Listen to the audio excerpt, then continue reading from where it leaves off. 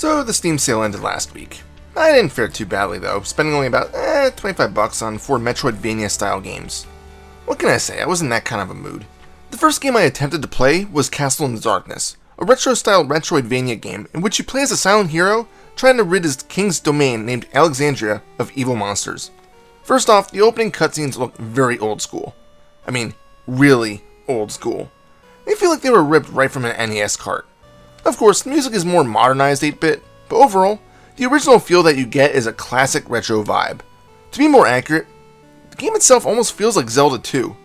Not Link to the Past, the actual side-scrolling Zelda 2 The Adventures of Link.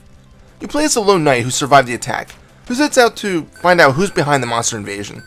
You'll kill enemies, collect coins, and enter buildings to encounter NPCs. These NPCs may give you valuable information, or not.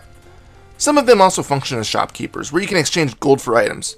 In my playthrough, I think I only encountered 2 shopkeeps, but with the amount of gold I accumulated, I'm sure there's probably others I missed. In addition, you will have to find these statues with blue gems that function as checkpoints. These statues have 3 different functions.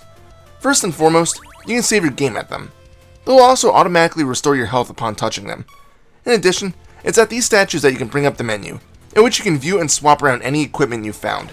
This is the only place that you can go through your gear, other than equipping newly found items immediately when you find them. This is only available for a few seconds though, so if you don't take advantage of this immediate switch, you'll have to find a save point to try out the new item. So the game itself is a standard action platformer. You go around each screen, defeating enemies, looking for secrets, and finding items that will make your journey easier. It's a standard 2-button control configuration. 1 button jumps, and 1 attacks. I can say that's much easier with a controller, but of course you can play easily with a keyboard. The strange thing is that you can't map the exit button and there's no real pause button, so if you want to pause the game or quit to the menu, you will have to hit escape key on the keyboard. Now here's one strange part of the game that takes a bit of getting used to. Unlike games like Mega Man or Legend of Zelda, where the screen scrolls when you reach the end of the screen, Castle in the Darkness decides to be abrupt and immediately load in the next room. This can result in many instant deaths if you jump and accidentally fall into a pit of spikes because you weren't prepared for the next room. It doesn't happen often, but the potential for a cheap death or a quick damage is there. This quick switch also makes certain jumps challenging. Take this part here. The wind is pushing you along, and you have to navigate a few really small blocks. Spikes are all over, and they are an instant death. Not to mention that before this, there's Mega Man style disappearing blocks, but not too many. But you do need to quickly orient yourself when jumping so that you land on the block, and then immediately jump again to reach the next platform, but not overshooting it into the spikes. Overall, this game is just a case in practice makes perfect. The game starts off fairly easy, but you'll learn that you're going to want to save as much as humanly possible. Reach a new checkpoint? Save. Find a new item? Save. Defeat a boss? Save. Go through a small scene? Yep. Save. You just never know when you're going to die a horrible death. This is because the game slowly starts ramping up in difficulty, with bosses doing more damage and requiring you to adapt to different strategies to defeat them. Maybe the magic you're using isn't working so well. Maybe you need to shed your heavy armor and equip quicker one.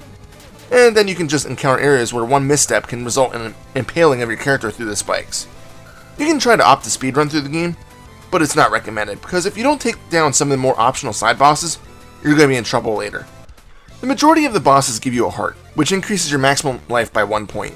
This in itself is a necessity, but at times you'll also find that these bosses were guarding an item, whether it be a relic like double jumping, a magic spell, a piece of armor, or even a weapon. Sure, many of these things can be passed by without blinking an eye, but I've read that the game has a different ending that's worth watching if you can manage to complete it at 100%. Personally, when I defeated the final boss, I was only slightly less than 50%. I wasn't expecting this guy to be the final boss though, instead of just believing it was just a final boss at that level. Looks like I have some more work to be doing. The game also keeps track of the amount of deaths that you accumulate. You can unlock a few things in the secret menus by dying many times, but it's more of just a counter for shits and giggles. And then we have the large multitude of references that Castle in the Darkness includes. If you've played a lot of NES games, you'll probably get most of them. You'll find homage to Castlevania, Metroid, Ghosts and Goblins, Mega Man, Mario, and Legend of Zelda, among others. Sometimes it may be an entire area that just seems like it was taken from one of these classics, but other times it may just be one small reference, like the pipe you find on the outskirts of Alexandria. The music of the game is phenomenal. It's done in the standard 8-bit theme, but it's all incredibly catchy. I don't think I heard one song in the game that I didn't enjoy.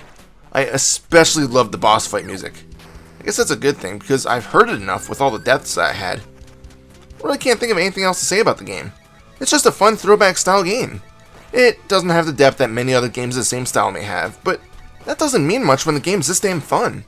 If you're a fan of Metroidvanias, give Castle in the Darkness a chance. Just using an indestructible controller on this one. It'll push the limits of your skill base. Final score? 8 out of 10. This is Reaper, facebook.com/ReapersReviews. Happy fragging.